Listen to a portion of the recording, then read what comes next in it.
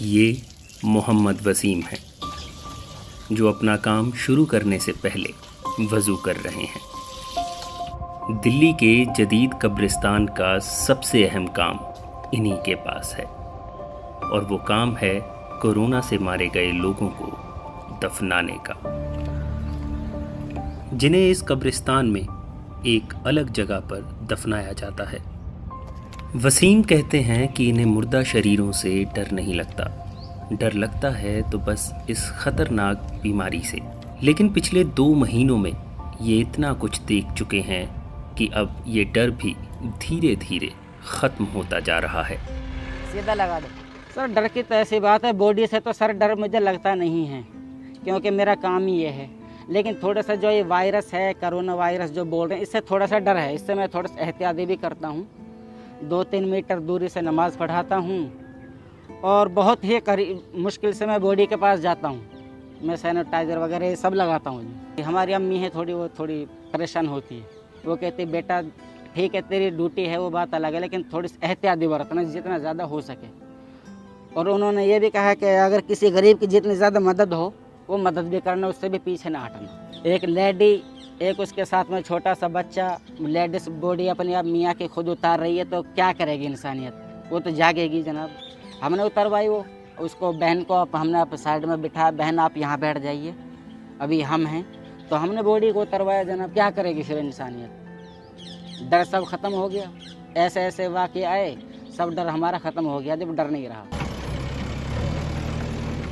इस काम में इनका साथ देते हैं शमीम, जो इस कब्रिस्तान के केयरटेकर हैं, और जेसीबी की मदद से वो कब्रों की खुदाई करवाते हैं।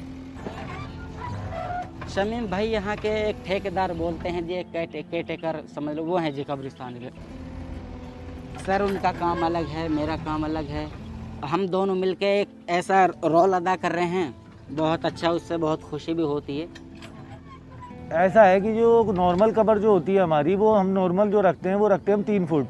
लेकिन जो कोरोना पॉजिटिव और जो कोरोना सस्पेक्टेड है ना, इनके लिए जो हम कब्र रख रहे हैं वो 10 से 15 फुट गहरी कब्र रखते हैं, इन्फेक्शन की वजह से, जैसे इन फ्यूचर कभी वो इन्फेक्शन मतलब बाहर ना आ पाए। अल्लाहु अकबर, अस्सलामु अलैकुम व रहमतुल्लाह। वसीम का कहना है कि अब तक वे कोरोना के शिकार 130 लोगों को सिर्फ इस जदीद कब्रिस्तान में दफना चुके हैं, जबकि दिल्ली सरकार के आंकड़ों के मुताबिक 21 मई तक दिल्ली में कोरोना से मरने वालों की संख्या 196 है। आराम से भाई, आप छोड़ो।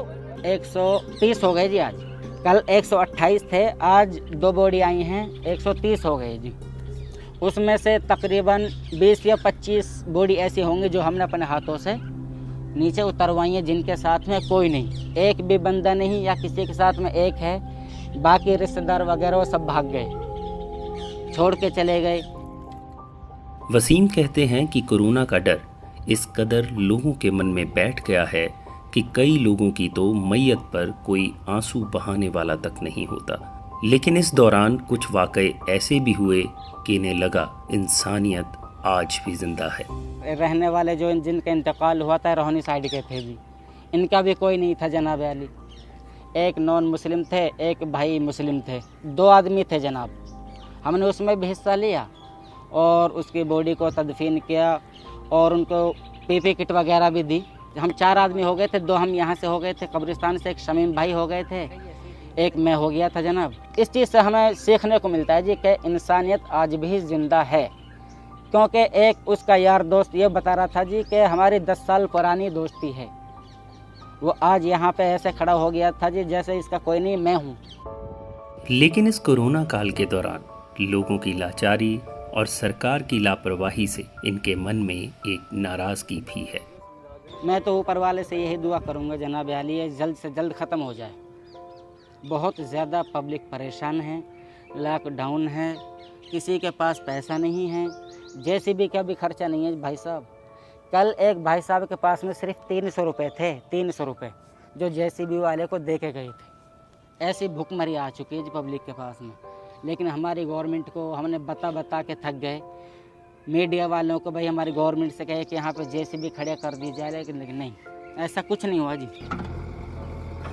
ये जेसीबी प्राइवेट है, किसी से 5,000, किसी से 4,000 रुपये, ये कम थोड़ी होते हैं, किसी से 6,000 रुपये।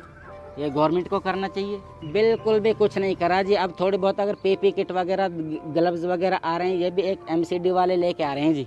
जब ज़्यादा मीडिया में ये बात फैल गई है तब, ऐसा कोई गवर्नमेंट की तरफ से कुछ नहीं आया कि लो जी आपके पास ये चीज़ नहीं है, अभी तक कुछ नहीं हुआ जी। आ जाओ जी, आ जाओ। वसीम के काम को पूरा हिंदुस्तान तो नहीं जानता होगा, लेकिन हाँ, कुछ चंद जिंदगियां ज़रूर हैं जो उन्हें दुआओं में याद ज़रूर रखती होंगी।